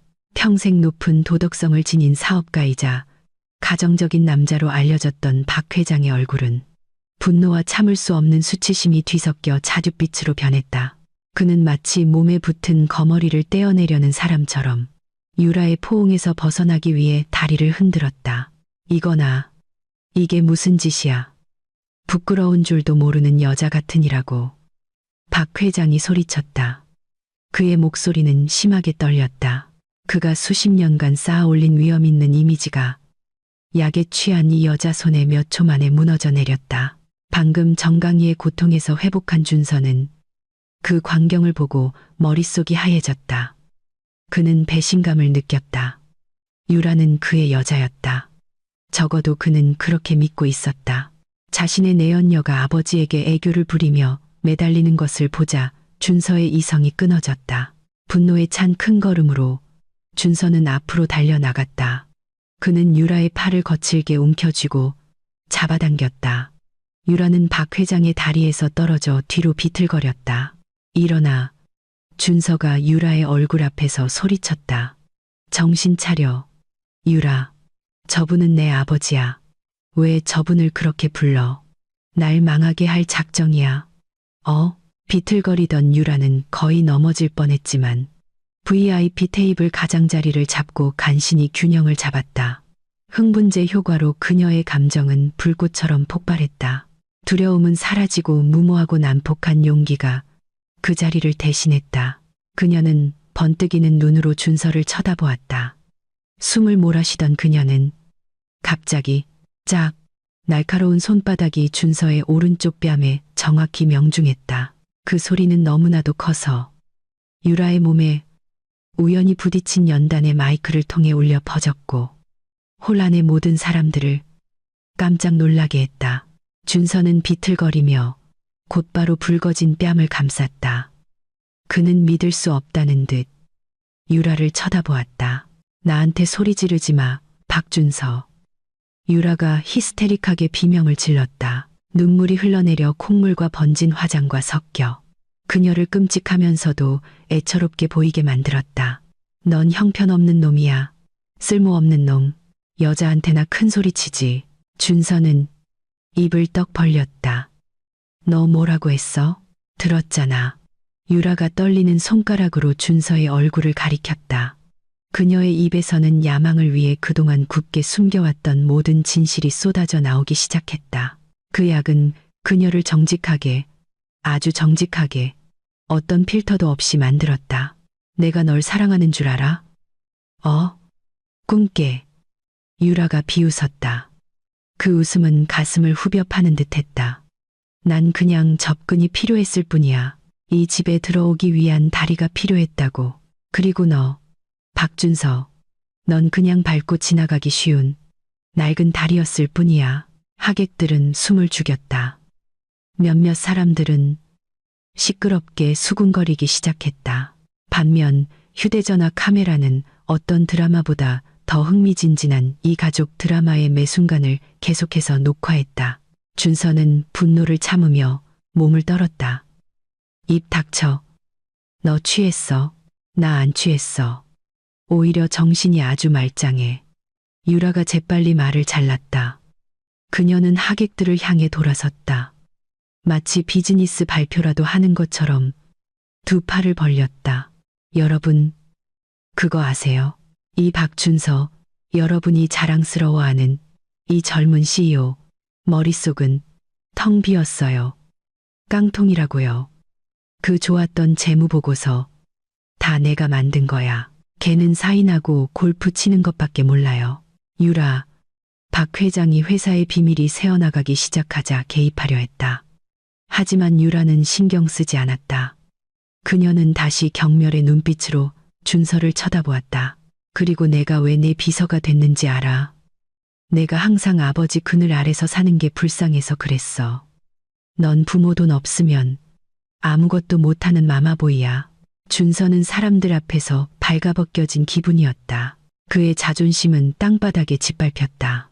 하지만 유라는 아직 끝나지 않았다. 그녀는 여전히 의자에 조용히 앉아있는 지우에게로 시선을 돌렸다. 마치 맨 앞줄의 유일한 VIP 관객이라도 되는 듯. 유라는 비틀거리며 지우에게 다가갔다. 준서가 막으려 했지만 유라의 광기 어린 시선에 그는 한 걸음 물러섰다. 유라는 지우의 테이블 바로 앞에 멈춰서서 깨끗한 하얀 테이블보 위에 양손을 짚었다. 그리고 너, 김지우. 유라가 속삭였다. 알코올과 절망의 냄새가 섞인 그녀의 숨결이 지우의 얼굴에 닿았다. 넌 세상에서 가장 멍청한 여자야. 지우는 조금도 두려움 없이 유라의 눈을 쳐다보았다. 어머, 왜 그렇죠? 지우가 차분하게 물었다. 그녀의 목소리는 평탄했지만 날카로웠다. 이런 쓰레기 같은 남자 옆에 아직도 붙어 있으니까. 유라가 고개도 돌리지 않고 준서를 가리켰다. 너 알아? 아까 준서가 내 음료에 약을 탄 건 널 미치게 만들려고만 한 게 아니야. 널 정신병자로 만들어서 이혼하고 재산 분할해서 유리한 고지를 차지하려고 한 거라고. 걔 파산했어. 김지우, 내 남편. 해외 카지노에서 수십억 원의 빚을 졌다고. 그 구멍을 메우려면 네 몫의 재산이 필요했던 거야. 쾅. 그 고백은 폭탄보다 더 강력하게 터졌다. 시끄럽던 연 회장이 갑자기 섬뜩할 정도로 조용해졌다. 도박 빚과 재산을 노린 이혼 계획에 대한 진술은 최고 수준의 스캔들이었다. 참석한 투자자들은 공황 상태의 얼굴로 서로 수군거렸다. 이 폭로 때문에 내일 아침 회사 주가는 폭락할 것이었다. 준서의 얼굴은 종이보다 더 하얗게 질렸다.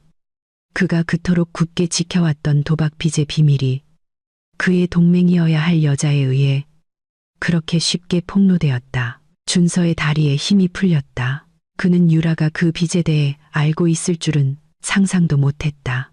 거짓말이야. 저건 명예훼손이야. 준서가 절망적으로 외쳤다. 그의 목소리는 갈라져 있었다.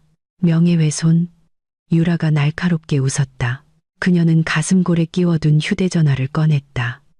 떨리는 손가락으로 화면을 조작했다. 나 증거 있어. 네가 사채업자한테 울면서 애원하던 녹음 파일이 있다고. 지금 틀어줄까? 준서가 앞으로 뛰어들어 그 휴대전화를 빼앗으려 했다. 안 돼. 유라는 민첩하게 피했다. 아드레날린 효과로 비틀거리면서도 재빠르게 움직였다. 그녀는 원형 테이블을 돌며 박 회장을 방패 삼았다. 회장 오빠, 나 좀 도와줘요. 당신 아들이 나 때리려고 해요. 유라가 박 회장의 팔에 매달리며 비명을 질렀다. 날 지켜줘요. 지난주에 우리 빌라에서 했던 약속 기억하죠? 박 회장은 얼어붙었다. 그의 눈이 방금 화장실에서 돌아와 연 회장 입구에 충격받은 얼굴로 굳어서 있는 아내, 즉 준서의 어머니를 향했다. 유라는 계속해서 횡설수설했다. 눈물이 쏟아져 내렸다. 준서는 나쁜 놈이에요. 오빠. 부드럽고 돈도 잘 쓰는 오빠랑은 달라요. 준서는 짠돌이야. 나한테 짝퉁 가방이나 사줬다고요. 근데 오빠는 나한테 청담동에 오피스텔 사줬잖아요. 그렇죠. 지우는 손으로 입을 가리고 놀란 척했다. 하지만 속으로는 환호하고 있었다. 빙고, 준서와 유라의 관계에 대한 그녀의 추측은 진실의 절반에 불과했다. 진짜 현실은 훨씬 더 추악하고 역겨웠다. 유라는 준서의 내연녀일 뿐만 아니라 그의 아버지의 정부이기도 했다. 아버지와 아들이 한 회사 안에서 같은 여자를 공유하고 있었다. 닥쳐. 이 천한 거사. 준서는 더 이상 참을 수 없었다. 그는 이성을 잃었다. 그는 가까운 테이블에서 와인병을 집어들어 유라를 향해 던지려 했다. 멈춰. 도윤의 목소리가 우렁차게 울렸다. 변호사는 의자에서 뛰쳐나와 병이 날아가기 전에 준서의 손을 막았다. 진정해, 준서야. 수백 명의 증인 앞에서 폭행죄로 감옥 가고 싶어. 준서는 헐떡였다. 가슴이 오르락 내리락 했다. 그의 눈은 붉게 충혈되어 이제 아버지의 겨드랑이 뒤에 숨은 유라를 노려보고 있었다. 준서가 제지당하자 안전하다고 느낀 유라는 다시 고개를 들어 끔찍한 숭배의 눈빛으로 박 회장을 쳐다보았다. 약의 영향이었다. 그녀는 모든 사람들 앞에서 그 늙은 남자의 가슴팍을 어루만졌다. 됐어요, 오빠. 그냥 준서 쫓아내요. 걔 쓸모없잖아요. 유라가 미친 사람처럼 활짝 웃으며 횡설수설했다. 우린 둘이서 행복하게 살 거잖아요. 그리고 나 오빠한테 줄 서프라이즈 선물도 있어요. 오빠가 엄청 좋아하고 준서 같은 실패작 아들은 잊어버리게 될 선물. 유라가 드라마틱한 동작으로 자신의 평평한 배를 어루만졌다. 그녀의 헝클어진 얼굴에 승리의 미소가 번졌다. 그녀는 마지막 히든 카드. 자신을 구원하고 박 회장을 영원히 무릎 꿇게 만들 것이라 믿는 카드를 던질 준비를 했다. 지우는 유라의 손이 배로 향하는 제스처를 보았다. 그녀는 눈을 가늘게 떴다. 저게 그녀의 비밀 무기였군. 지우는 속으로 생각했다. 정말 아이러니하네. 준서는 이 여자를 위해 나를 버리려고 했는데 정작 이 여자는 준서 자신을 위한 파멸의 씨앗을 품고 있었으니 그날 밤 정직의 비는 정말로 세차게 쏟아져 내려 그동안 존경받는 가문을 감싸고 있던 모든 거짓을 씻어내고 녹여버렸다. 그리고 인내의 우산 아래서 유일하게 마른 채로 남아있던 지우는 그들의 파멸의 마지막 장을 목격할 준비를 했다. 호텔 연회장 안의 분위기는 더 이상 긴장감이 아니라 마치 사형 집행 직전처럼 섬뜩했다. 모든 시선은 느리고 드라마틱한 원을 그리며 자신의 평평한 배를 쓰다듬는 유라의 손에 고정되었다. 그녀의 입가에는 미소가 번졌지만 약 기운으로 흐릿해진 눈은 마치 구원의 신을 보듯 박 회장을 멍하니 바라보았다. 아직 도윤에게 제지당해 있던 준서는 숨을 죽인 채 유라의 배를 쳐다보았다. 이미 혼란스러운 그의 뇌는 흩어진 퍼즐 조각을 맞추려 애썼다. 유라가 임신을 만약 사실이라면 그건 내 아이일 거야. 우린 유라의 오피스텔에서 자주 시간을 보냈으니까. 순간 준서의 머릿속에 미친 희망의 불씨가 타올랐다. 만약 유라가 자신의 아이를 임신했다면 어쩌면 그는 그것을 이유로 지우와의 이혼을 정당화할 수 있을지도 모른다. 유라야. 준서의 목소리가 정적을 깨고 갈라져 나왔다. 너 임신했어. 유라가 준서를 돌아보더니 킥킥 웃었다. 그 웃음은 칠판에 분필을 긁는 소리처럼 소름 끼치고 고통스러웠다. 그럼요, 우리 준서 씨. 여기 작은 생명이 있어요. 유라가 일부러 애교 섞인 목소리로 대답하며 자신의 배를 가볍게 두드렸다. 당신 같은 쓸모없는 놈을 밀어낼 진정한 후계자죠. 준서는 몸을 바로 세웠다. 도윤의 소나귀에서 약간 벗어났다. 내 아이 맞지? 유라야. 내 아이라면 우리. 준서가 말을 끝맺기도 전에 유라의 웃음이 더 크게 터져 나왔다. 그녀는 배를 잡고 넘어갈 듯이 웃었다. 마치 준서가 방금 세기의 가장 어리석은 농담이라도 한 것처럼 즐거움과 취기가 섞인 눈물이 얼룩진 뺨을 타고 흘러내렸다. 내 아이라고. 유라가 경멸에 찬 얼굴로 준서를 가리켰다. 대낮에 꿈꾸지 마, 박준서. 내가 수십억 원의 도박빚을 진 파산한 남자의 아이를 임신하고 싶을 것 같아. 아버지한테 돈이나 달라고 하는 나약한 남자의 아이를. 준서의 얼굴이 시뻘개졌다. 그럼 누구 아이야? 그가 좌절하며 소리쳤다. 유라는 갑자기 웃음을 멈추고 얼굴이 심각하게 변했다. 그녀의 눈이 옆에서 얼음 조각처럼 굳어서 있는 박 회장을 향해 커졌다. 연극적인 동작으로 유라는 박 회장의 팔을 꼭 껴안고 그 늙은 남자의 어깨에 머리를 기댔다. 이 아이는 박 회장님 아이야.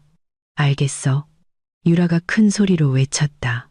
그녀의 목소리는 홀 구석구석으로 울려 퍼져 참석한 모든 사람의 고막을 꿰뚫었다. 세상이 그 순간 무너져 내리는 것 같았다. 이 아이는 내 아버지 아이야. 준서야. 유라가 마치 복권 당첨이라도 발표하듯 자랑스럽게 말을 이었다. 그러니까 네 아이가 아니라 뭐라고 불러야 하지? 내 이복 동생이자 박 회장님 재산의 유일한 상속자지. 하하. 웃기지. 너 새 동생 생기겠다. 준서야. 나한테 새어머니라고 불러. 알았지? 쾅. 그 선언은 핵폭탄보다 더 강력하게 폭발했다. 정적, 죽음과도 같은 정적이 흘렀다. 시간의 흐름이 멈춘 것 같았다. 준서의 입은 벌어졌지만 아무 소리도 나오지 않았다. 그의 눈은 공포에 질려 아버지와 이제 서로에게 달라붙어 있는 자신의 내연녀를 번갈아 쳐다보았다. 그의 뇌는 합선되었다. 아버지가 유라와 잤다. 준서 자신이 잤던 바로 그 여자와 박 회장은 핏기 하나 없이 창백해졌다. 그는 유라를 밀어내려 했지만 약에 취한 정부의 힘은 놀라울 정도로 강했다. 놔. 저 여자 거짓말하는 거야. 약 때문에 미쳤다고 박 회장이 공황 상태에 빠져 소리쳤다. 그의 목소리는 갈라져 있었다. 식은땀이 이마를 타고 흘러내렸다. 그는 남은 명예라도 지키려는 듯 투자자들과 비즈니스 동료들을 애원하는 눈빛으로 쳐다보았다. 어머, 왜 거짓말이라고 해요? 오빠. 유라가 투덜거렸다. 그녀는 자신의 진실이 의심받는 것을 받아들일 수 없었다. 약 기운은 그녀가 모든 것을 명백하게 증명하고 싶게 만들었다. 오빠, 지난달에 우리 가평 빌라에 갔던 거 잊었어요. 오빠 와이프. 그 주름진 늙은 아줌마가 더는 오빠를 만족시켜줄 수 없다고 했잖아요. 준서처럼 나약하지 않은 강한 아들을 갖고 싶다고 했잖아요. 그래서 내가 아들 줬잖아요. 오빠. 의사 선생님이 아들이래요. 유라의 입에서 나오는 모든 단어는 박 회장 가문의 명예라는 관에 박히는 목과 같았다. 장소, 시간, 그리고 사적인 대화까지 폭로되자 박 회장의 부인은 무의미하게 들렸다. 연 회장 입구에서 억눌린 비명 소리와 함께 쿵 하는 소리가 들렸다. 준서의 어머니, 박 회장의 정식 아내가 쓰러져 기절했다. 그녀의 몸이 대리석 바닥 위로 무너졌다. 남편이 이상적인 며느리감으로 생각했던 여자의 이중 배신을 들은 후였다. 몇몇 호텔 직원들이 그녀를 돕기 위해 달려가면서 혼란의 혼란은 더욱 가중되었다. 어머니가 쓰러지는 것을 본 순간 준서의 내면에서 무언가가 부서졌다. 수치심, 분노, 역겨움, 그리고 배신감이 걷잡을 수 없는 분노의 파도가 되어 하나로 합쳐졌다. 준서는 아버지를 더 이상 두려워하는 권위적인 인물이 아니라 가장 혐오스러운 적으로 바라보았다. 아버지는 어머니를 배신했을 뿐만 아니라 그의 여자를 빼앗아 준서의 등 뒤에 칼을 꽂았다. 아버지. 준서가 속삭였다. 그의 목소리는 심하게 떨렸다. 아버지, 저 여자랑 잤어요. 저 여자가 제 여자친구인 거 알면서 아버지도 잤냐고요. 박 회장이 더듬거렸다. 준서야, 들어봐라. 이건 오해야. 무슨 오해요? 준서가 소리쳤다. 그의 목덜미에 핏줄이 섰다. 그는 여전히 자신을 붙잡고 있던 도윤의 손을 뿌리쳤다. 상황이 통제 불능 상태에 이르렀음을 깨달은 도윤은 결국 준서를 놓고 지우를 보호하기 위해 한 걸음 물러섰다. 자유로워진 준서는 상처 입은 황소처럼 앞으로 돌진했다. 그는 유라를 공격하지 않았다. 그는 자신의 아버지를 공격했다. 개자식. 준서가 박 회장의 얼굴에 주먹을 날리며 소리쳤다. 퍽. 주먹은 박 회장의 턱에 정확히 명중했다. 재벌 총수는 비틀거리며 뒤로 물러나 뒤에 있던 뷔페 테이블 위로 쓰러졌다. 비싼 케이크가 담긴 접시들이 떨어져 바닥과 그의 값비싼 정장 위로 산산조각 났다. 아버지가 내 모든 걸 뺏어갔어. 내 자존심도, 이제 내 여자까지. 이 늙은 주책바가지. 준서는 아버지의 몸 위로 뛰어올라 맹목적으로 그 늙은 남자의 목을 졸랐다. 완전한 혼돈이었다. 하객들은 히스테릭하게 비명을 질렀다. 기자들과 휴대전화로 녹화하던 사람들은 박 회장 비즈니스 왕조의 몰락이라는 역사적인 순간을 더욱 열정적으로 담았다. 누구 편을 들어야 할지 몰라 망설이던 경호원들이 마침내 부자 간의 싸움을 말리기 위해 달려들었다. 박 회장이 맞는 것을 본 유라는 돕기는커녕 손뼉을 치며 즐거워했다. 환각 상태인 그녀에게 이것은 흥미진진한 레슬링 쇼였다. 더, 준서, 더 때려. 하하, 꼴 좋다. 저 늙은이. 유라가 완전히 이성을 잃고 응원했다. 그녀는 접시 조각들 사이에서 작게 춤을 췄다. 발이 유리에 베어 피가 나는 것도 신경 쓰지 않았다. 그 혼돈의 폭풍 속에서 지우는 천천히 의자에서 일어섰다. 그녀는 곱고 차분하고 우아하게 섰다. 그녀의 파란 드레스에는 한 점의 얼룩도 없었다. 그녀는 3명의 경호원에게 강제로 끌려가는 준서를 보았다. 그의 얼굴은 멍들고 분노의 눈물로 가득했다. 그녀는 찢어진 셔츠와 음식 얼룩으로 위험을 더럽힌 채 바닥에서 기침하는 박 회장을 보았다. 그리고 그녀는 자신들이 만든 파멸의 무대 위에서 미친 듯이 춤추는 유라를 보았다. 지우는 옆에 경계하며 서 있던 도윤을 돌아보았다. 이제 가자, 도윤아. 지우가 나지막이 말했다. 그녀의 목소리는 주변의 소란과 대조적으로 차분했다. 쇼는 끝났어. 아주 만족스러운 결말이야. 도윤은 친구의 강인함에 감탄하며 정중하게 고개를 끄덕였다. 가자. 지우야.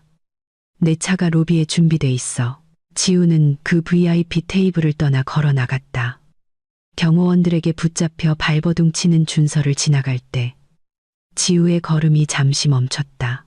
준서는 고개를 들어 애원하고 절망하고 망가진 시선으로 아내를 쳐다보았다.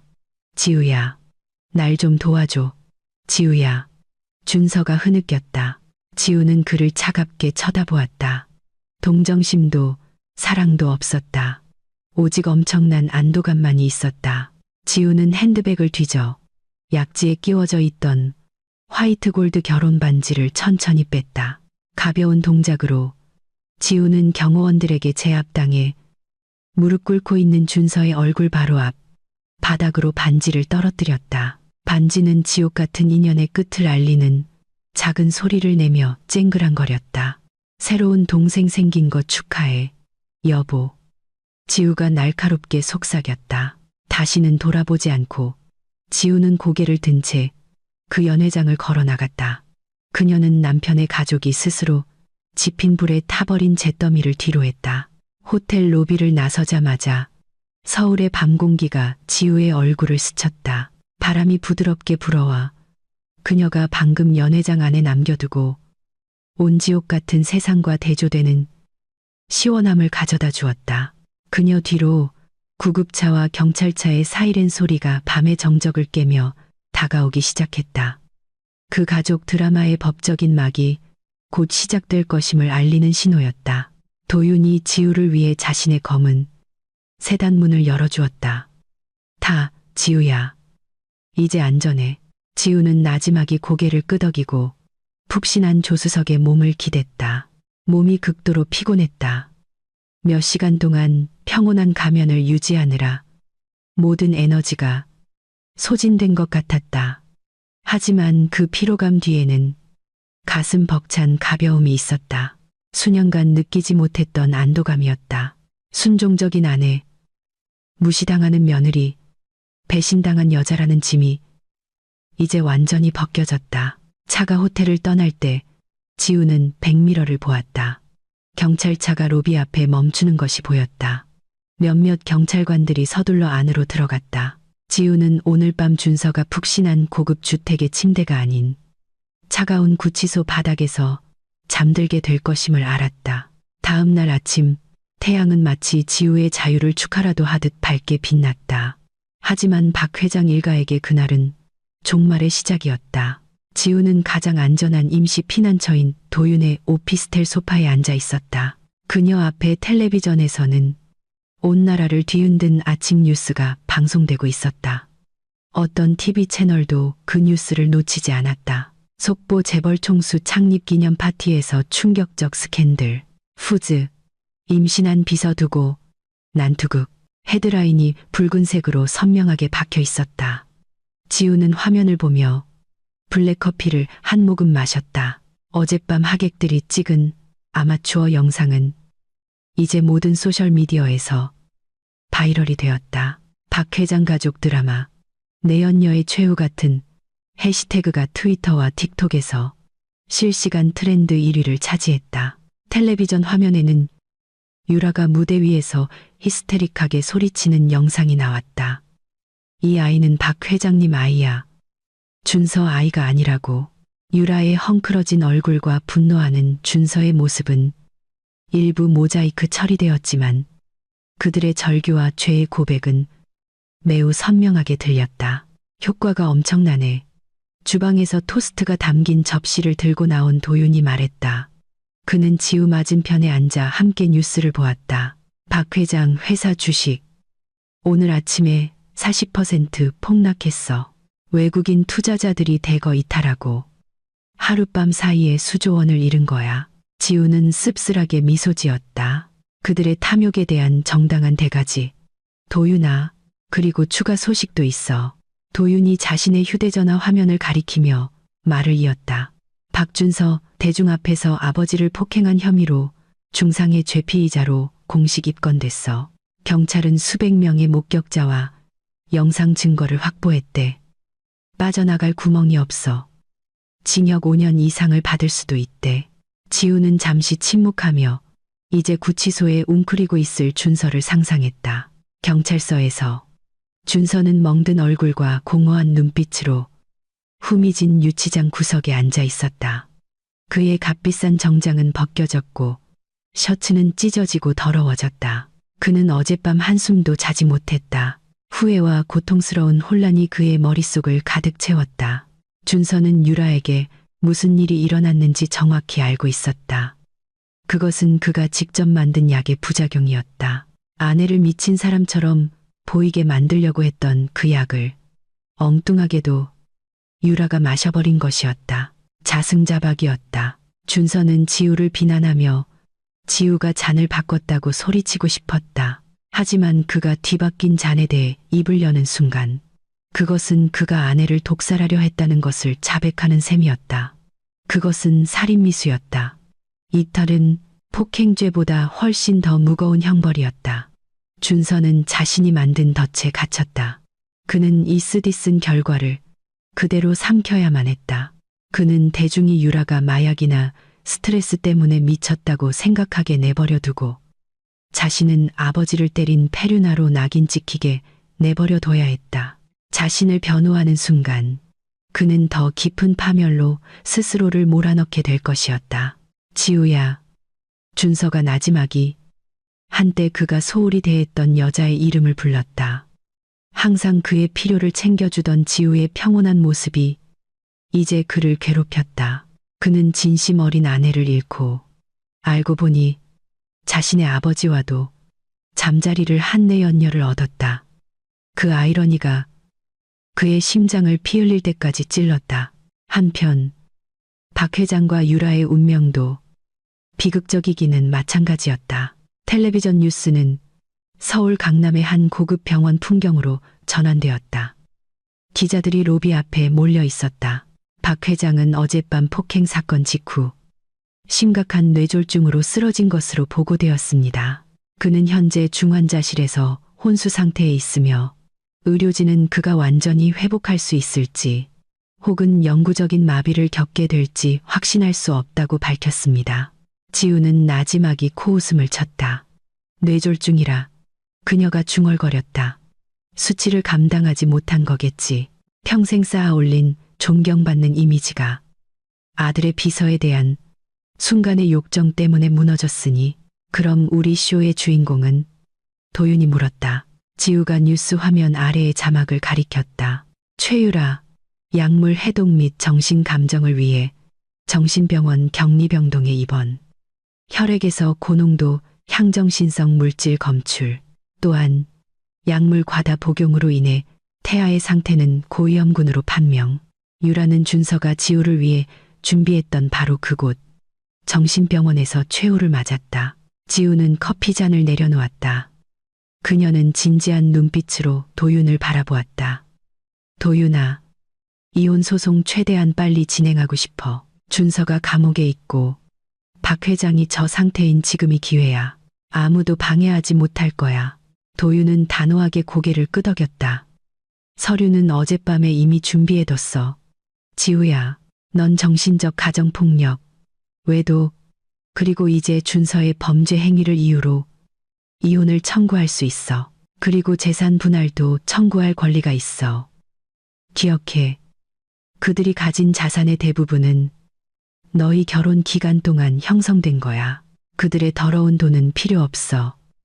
지우가 재빨리 말을 잘랐다. 필요하고 안 하고의 문제가 아니야. 지우야, 도윤이 단호하게 말했다. 이건 권리와 정의의 문제야. 네가 받지 않으면 그 돈은 준서가 도박 빚을 갚거나 회사가 파산해서 은행에 압류당하는 데 쓰일 거야. 네 몫을 받아서 더 좋은 일에 쓰는 게 나아. 아니면 적어도 준서가 감옥에서 나왔을 때 한 푼도 없는 빈털터리로 만들 수 있잖아. 지우는 잠시 생각에 잠겼다. 도윤의 말이 맞았다. 이 모든 일이 있은 후에도 준서가 부자로 남게 내버려 두는 것은 어리석은 짓이었다. 준서와 그의 가족 같은 탐욕스러운 사람들에게 최고의 벌은 가난이었다. 좋아. 지우가 결심했다. 그녀의 눈이 날카롭게 빛났다. 모든 걸 처리해줘. 도윤아, 준서가 감옥에서 나올 때 아무것도 남지 않도록 해줘. 그가 평생 나를 대했던 것처럼 바닥 인생이 어떤 건지 느끼게 해줘. 도윤은 만족스럽게 미소 지었다. 알았어. 합법적으로 그들을 빈털터리로 만들어주지. 그날 오후 온라인 세상이 여전히 재벌가의 몰락을 비웃으며 떠들썩한 동안 지우는 새로운 삶을 준비하기 시작했다. 그녀는 오피스텔 발코니에 서서 넓게 펼쳐진 서울의 하늘을 바라보았다. 더 이상 두려움도 자격지심도 없었다.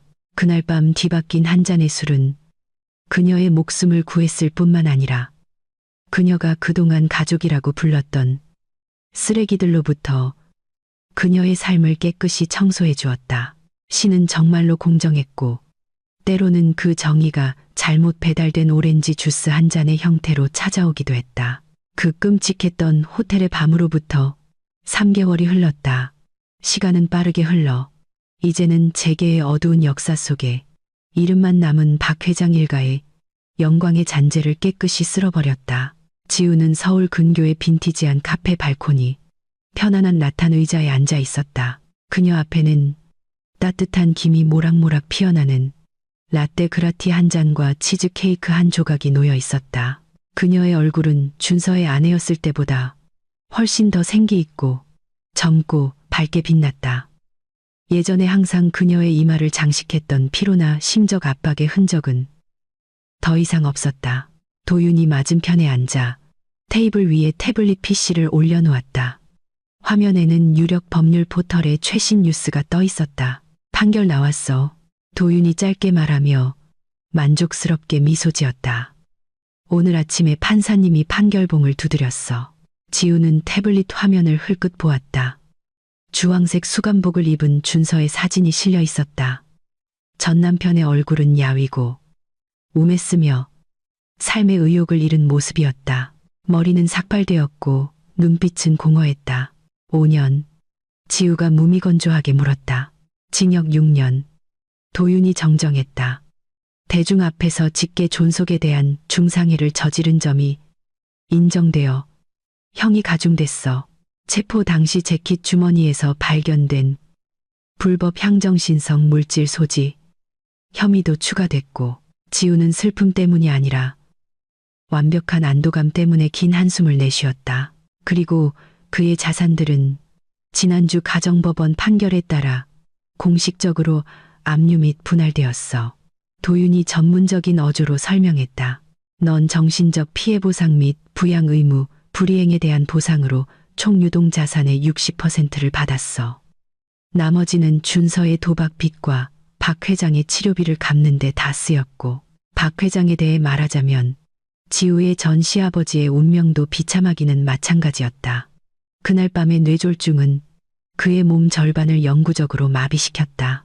한때 그토록 오만하고 권력을 숭배했던 남자는 이제 고급 요양원의 침대에 무력하게 누워있을 뿐이었다. 그들의 남은 돈으로 지불할 수 있는 유일한 곳이었다. 아이러니하게도 그는 남은 생을 아들이나 아내의 방문도 없이 외국인 간병인의 돌봄을 받으며 보내야 했다. 준서의 어머니는 정신을 차리고 남편의 역겨운 스캔들을 알게 된 후 즉시 이혼 소송을 제기하고 마음을 추스를 겸 해외로 떠났다. 그럼 우리 쇼의 주인공 소식은? 지우가 케이크를 작게 한 조각 입에 넣으며 물었다. 도윤은 태블릿 화면을 다른 뉴스로 넘겼다. 최유라는 아직 정신병동에 있어. 의사 말로는 흥분제 과다 복용으로 인한 신경 손상이 꽤 심각하대. 자주 환각을 보고 혼잣말을 한다고 하더라. 도윤은 잠시 말을 멈추고 지우를 뚫어지게 쳐다보았다. 그리고 어제 아기 DNA 검사 결과가 나왔어. 지우는 포크를 내려놓았다. 이것이 그 판도라의 상자의 마지막 열쇠였다. 그리고 결과는 양성. 도윤이 단호하게 말했다. 박 회장의 DNA와 99.9% 일치해. 지우는 작게 웃었다. 그 웃음은 씁쓸했지만 자유로웠다. 결국 사실이었구나. 준서는 자신의 이복 동생을 임신한 여자를 지키기 위해 아버지를 때린 죄로 감옥에 간 거네. 신의 시나리오는 정말 이렇게나 우스꽝스럽구나. 감옥에서 이 사실을 알았을 때 준서의 정신이 얼마나 무너졌을지 상상해봐. 그는 아내, 재산, 그리고 자유뿐만 아니라 남자로서의 자존심까지 잃었어. 친아버지와 자신의 진정한 사랑이라고 떠받들던 여자에게 배신당한 거지. 준서는 이제 혼자야. 끝없는 후회와 함께 철창 뒤에서 썩어가고 있어. 넌 완벽하게 이겼어. 지우야. 도윤이 부드럽게 말했다. 내 손에 피나 폭력을 묻힐 필요도 없이. 넌 그저 그들이 스스로를 파괴하게 내버려 뒀을 뿐이야. 지우는 발코니에서 도시의 풍경을 바라보았다. 그녀는 라벨 없는 작은 병을 다시 떠올렸다.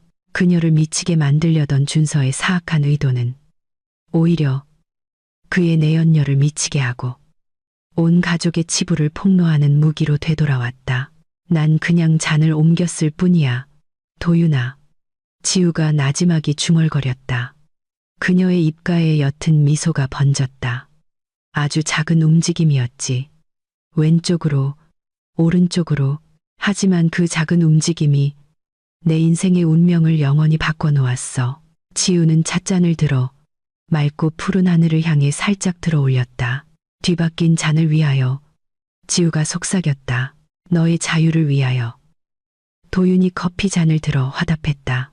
그들은 가볍게 건배했다. 찻잔이 부딪히는 소리가 아름답게 울려 퍼지며 지우의 어두운 과거의 한 페이지를 닫았다. 더 이상 순종적이고 어리석은 지우는 없었다.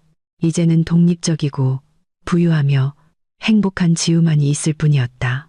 그녀는 의자에서 일어나 드레스를 정돈하고 고개를 든 채 그 카페를 나섰다. 저 멀리 준서와 유라 그리고 박 회장의 파멸의 잔해는 그녀의 발걸음 뒤에 남겨진 먼지에 불과했다. 지우는 다시는 뒤돌아보지 않을 것이었다. 다른 사람을 해치려는 사악한 의도로 구덩이를 파지 말라.